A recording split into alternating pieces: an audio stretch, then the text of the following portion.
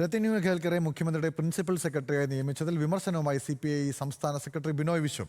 കേന്ദ്ര തെരഞ്ഞെടുപ്പ് കമ്മീഷന്റെ വിവാദ നയങ്ങൾക്കൊപ്പം നിന്ന ഉദ്യോഗസ്ഥനെ മുഖ്യമന്ത്രിയുടെ സെക്രട്ടറിയാക്കുന്നത് ജനങ്ങൾക്കിടയിൽ ചോദ്യങ്ങൾ ഉയർത്തുമെന്ന് ബിനോയ് വിശ്വം പറഞ്ഞു.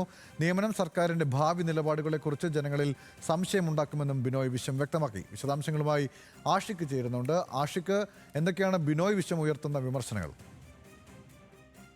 ഗൗതം, ഇടത് സംഘടനകൾ പ്രത്യേകിച്ച് CPIയും ഈ വിഷയത്തിൽ വിമർശനമായി രംഗത്ത് വരുന്നു എന്നുള്ളതാണ് പ്രധാനപ്പെട്ട കാര്യം.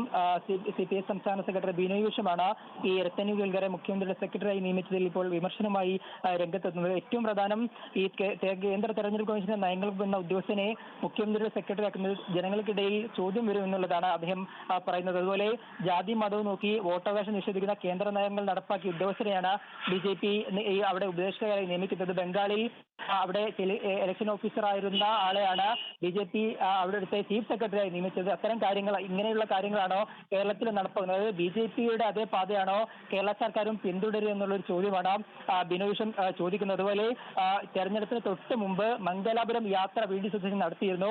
അത് അദാനിയുമായി കൂടിക്കാഴ്ച അടക്കം നടത്തി എന്നുള്ള കാര്യമായിരുന്നു പുറത്തു വന്ന വിവരങ്ങൾ. ആ കൂടിക്കാഴ്ച നേരത്തെ ചർച്ചയായതാണ്. ഇതിന് പിന്നാലെ കേൽക്കറെ പോലെ ഈ കേന്ദ്ര തെരഞ്ഞെടുപ്പ് കമ്മീഷന്റെ ഉത്തരവ് പാലിക്കുന്ന ഒരു ഉദ്യോഗസ്ഥനെ, BJPക്ക് അനുകൂലമായിരിക്കുന്ന ഉദ്യോഗസ്ഥനെ നിയമിക്കുന്നത് എന്താണ് ജനങ്ങൾക്കിടയിൽ സംശയം ഉണ്ടാക്കും എന്നൊരു കാര്യം കൂടി ബിനോയ് വിശ്വം പറയുന്നുണ്ട്. എന്തായാലും ഇടത് നേതാക്കൾ CPIയും CPM അടക്കം വിമർശനം ശക്തമാക്കുകയാണ്. കാരണം ഈ തെരഞ്ഞെടുപ്പ് ഓഫീസറായി 2 ആഴ്ച മുമ്പ് വരെ നിന്ന ഉദ്യോഗസ്ഥനെ മുഖ്യമന്ത്രി സെക്രട്ടറി ആക്കുന്നത് ജനങ്ങളിൽ സംശയം ഉണ്ടാകും എന്നുള്ള കാര്യം തന്നെയാണ് ഇവർ പറയുന്നത്. എന്തായാലും ഈ ഇടത് സംഘടനകൾ ഈ വിഷയത്തിൽ മുഖ്യമന്ത്രി സെക്രട്ടറിയായി രത്തിന്യൂ കേൽക്കർ നിയമത്തിൽ വിമർശനം ശക്തമാക്കുകയാണ്. ഗൗതം, ശരി, ആഷിഖാണ് വിവരങ്ങൾ നൽകിയത്. എന്തായാലും വിമർശനങ്ങൾ കൂടുതൽ ശക്തമാവുകയാണെന്നാണ് മനസ്സിലാക്കാൻ സാധിക്കുന്നത്.